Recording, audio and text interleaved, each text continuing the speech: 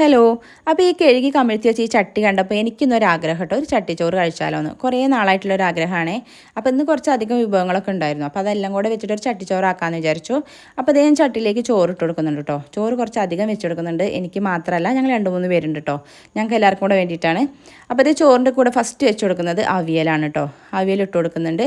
അതിനുശേഷം ഇതേ നമ്മുടെ ഇവിടെ ഉണ്ടായ പയർ വെച്ചിട്ടുള്ളൊരു തോരനാണ്, അതുകൊണ്ട് അതുകൂടെ പയറിൻ്റെ ഇല വെച്ചിട്ടുള്ളൊരു തോരനാണ്, അതും കൂടെ വെച്ച് കൊടുക്കുന്നുണ്ട് കേട്ടോ. പിന്നെ മാങ്ങ സീസണാണല്ലോ, മാങ്ങ ഇല്ലാത്ത പരിപാടിയില്ല. ഇപ്പോൾ ദിവസവും മാങ്ങക്കറി ഉണ്ടാക്കാറുണ്ട്. അപ്പോൾ അതേ സ്പെഷ്യലായിട്ടുള്ള മാങ്ങാക്കറി ഒഴിച്ചു കൊടുത്തു.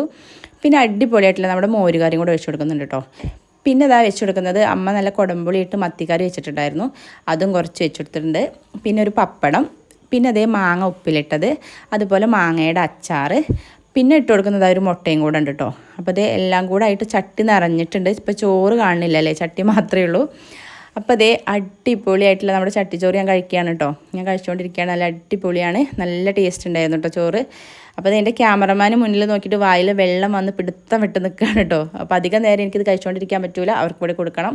അപ്പോൾ എൻ്റെ വീഡിയോ ആദ്യമായിട്ട് കാണുകയാണെങ്കിൽ എല്ലാവരും ഒന്ന് സബ്സ്ക്രൈബ് ചെയ്ത് സപ്പോർട്ട് ചെയ്യണേ. അപ്പോൾ ഇത്രയേ ഉള്ളൂ. Okay, by.